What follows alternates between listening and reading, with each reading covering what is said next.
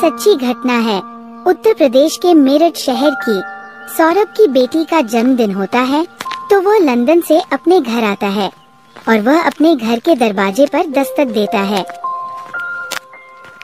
फिर सौरभ की बीबी घर का दरवाजा खोलती है। अरे सौरभ, आ गए तुम? अरे आता कैसे नहीं, आज मेरी बेटी का जन्मदिन जो है, कहाँ है मेरी लाडली बेटी। फिर सौरभ अपनी बेटी के पास जाता है। अरे कैसी है बेटा तू? ठीक हूँ पापा मैं। आज मेरी बेटी का जन्मदिन है ना, इसलिए मैं तुम्हारे लिए बहुत सारा सामान लेके आया हूँ।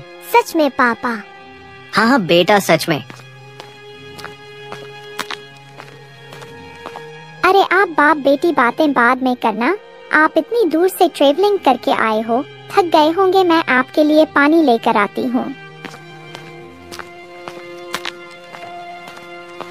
और बेटा तुम्हारी पढ़ाई कैसी चल रही है? अच्छी चल रही है पापा। जब मुस्कान पानी लेने रसोई में आती है तब अपने प्रेमी साहिल को फोन लगाती है। पहले ना साहिल को फोन कर देती हूँ, उसे बता देती हूँ मेरा पति घर आ गया है। अरे मुस्कान का फोन। हाँ बेबी बोलो। अरे बोलना क्या है, वो ना मेरा पति घर आ गया है, तो तुम वो बेहोशी वाली दवा जल्द से जल्द मेरे घर के बाहर दे जाओ। जैसे ही मौका मिलेगा हम इसका काम तमाम कर देंगे। बस बेबी अभी 2 मिनट में लेकर आया। हाँ हाँ ठीक है ठीक है। बेटा खाना खा लिया तुमने? हाँ पापा मैंने खाना खा लिया। फोन काटकर मुस्कान अपने पति को पानी देने जाती है। ये लीजिए पानी, आप पानी पीकर हाथ मुंह धो लीजिए, तब तक मैं आपके लिए खाना लगा देती हूँ। हाँ ठीक है। सौरभ पानी पीकर हाथ मुंह धोने चले जाता है। तभी मुस्कान घर के बाहर चली जाती है अपने प्रेमी साहिल को देखने। अरे कहाँ रह गया, आया नहीं अभी तक। मुस्कान को इंतजार करते थोड़ी देर हुई थी, तभी उसका प्रेमी साहिल आ जाता है। लो बेबी ले आया। अरे कहाँ रह गए थे तुम? पता है कब से इंतजार कर रही हूँ तुम्हारा, कितना समय लगा दिया तुमने। अरे यार क्या बताओ, कोई वैद्य बेहोशी की दवा देने के लिए तैयार ही नहीं था। बड़ी मुश्किल से बहानेबाजी करके लेके आया हूँ। हाँ ठीक है, मैं तुम्हें जैसे ही फोन करूँ तुम तुरंत आ जाना। हाँ हाँ मैं आ जाऊँगा, तुम फिक्र मत करो, मैं यही आसपास हूँ, तो तुम अपना काम करो जाके। हाँ। फिर मुस्कान घर के अंदर चली गई और इन दोनों को बात करते हुए इनका पड़ोसी देख लेता है। सौरभ को कितनी बार बोल दिया कि तुम्हारी बीवी किसी अनजान लड़के से मिलती है, और आज तो इस लड़के ने पता नहीं इसे क्या दिया है, ध्यान ही नहीं देता सौरभ। फिर मुस्कान खाने में नशे की दवा मिलाने लगती है। अरे यार इतनी कम दवा से उस दिन की तरह अगर यह बेहोश नहीं हुआ, हमारा तो सारा प्लान ही चौपट हो जाएगा। हाँ एक काम करती हूँ, यह पूरी दवाई इसमें डाल देती हूँ, फिर देखती हूँ यह कैसे बेहोश नहीं होता। फिर मुस्कान खाने में वो सभी दवा मिला देती है और खाने को लेकर अपने पति सौरभ के पास जाती है। बेटा तुम अंदर जाकर पढ़ाई करो, पापा को खाना खाने दो, पापा बहुत थके हुए हैं। ठीक है मम्मी।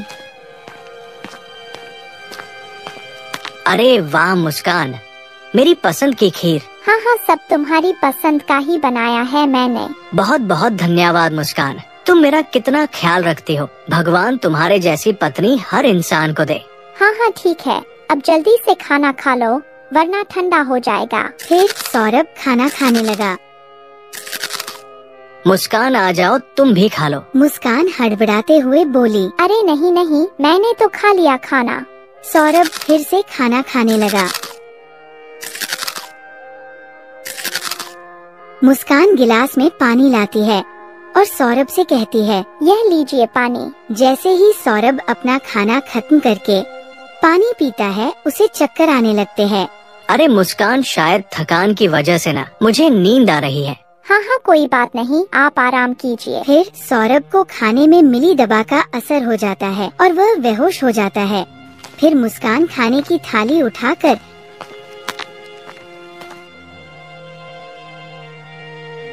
रसोई में आ जाती है और कहती है, लो सौरभ तो हो गया बेहोश, अब जल्दी से ना साहिल को फोन करके बुला लेती हूँ।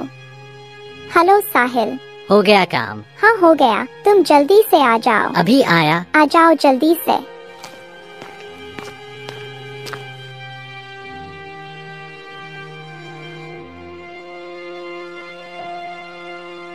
अरे बेहोश तो हो गया ना? हाँ हाँ हो गया, पर अब इसे मारे कैसे? वो इंतजाम मैंने कर लिया। ये लो खंजर और कर दो सीने के आर पार।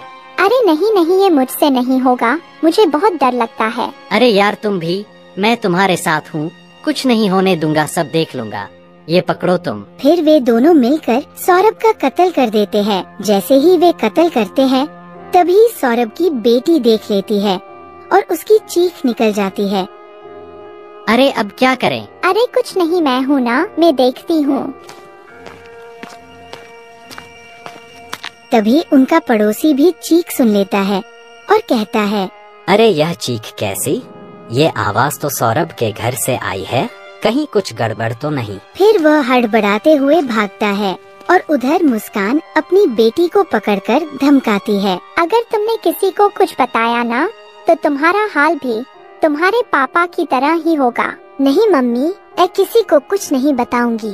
कुछ बताना भी मत। उसकी बेटी रोती रह जाती है और वे दोनों सौरभ का कत्ल करके ड्राम में डालते हैं। ये ले मुस्कान, हमारे रास्ते का कांटा सदा के लिए साफ हो गया। डालो डालो। हम सदा के लिए आजाद हो गए। हाँ ये तो तुम सही कह रहे हो। हम एक काम करते हैं, बाजार से सीमेंट लाकर इसे पैक कर देते हैं ताकि मोहल्ले वालों को इसकी बदबू भी ना आए। हाँ चलो जल्दी चलो। फिर वे दोनों बाजार से सीमेंट लाकर सौरभ को ड्राम में पैक कर देते हैं और उसकी बेटी अपने पापा की ऐसी हालत देखकर रोती रहती है। लेकर दिया साले का काम तमाम, पूरे 15 टुकड़े करके इसमें पैक कर दिया, किसी को कुछ बनक भी नहीं लगेगी। हाँ सही है, अब हम चलेंगे घूमने। फिर वहाँ पर पुलिस आ जाती है। घूमने नहीं, तुम जाओगे सीधा जेल में। अरे पुलिस, अरे साहब हमने क्या किया है, हम क्यों जाएंगे जेल? अच्छा तो बहुत भोले बन रहे हो। तुम्हारा पति सौरभ कहाँ है? साहब मुझे क्या पता, कहीं बाहर ही गया होगा। बाहर गया है तो तुम्हारे चेहरे पर खून के धब्बे कहाँ से आए? साहब वो तो ये कुछ नहीं सर, वो पेंट गिर गया था। अरे पुलिस अंकल, मैं बताती हूँ आपको मेरे पापा कहाँ गए। इन्होंने ना मेरे पापा के टुकड़े करके इस ड्राम में पैक कर दिया। क्या? इसका मतलब तुम्हारा शक बिल्कुल सही था और तुम दोनों को तो मैं छोड़ूंगा नहीं, फांसी के फंदे पर लटका के ही मानूंगा। फिर साहिल भागने लगता है। तभी उसको पुलिस पकड़कर थाने ले जाती है और मुस्कान को भी। तो दोस्तों कहानी कैसी लगी? अगर पसंद आई तो वीडियो को लाइक करें और चैनल को सब्सक्राइब करें ऐसी ही मस्त कहानियाँ देखने के लिए। तो धन्यवाद दोस्तों, चलो मिलते हैं अगली कहानी लेकर।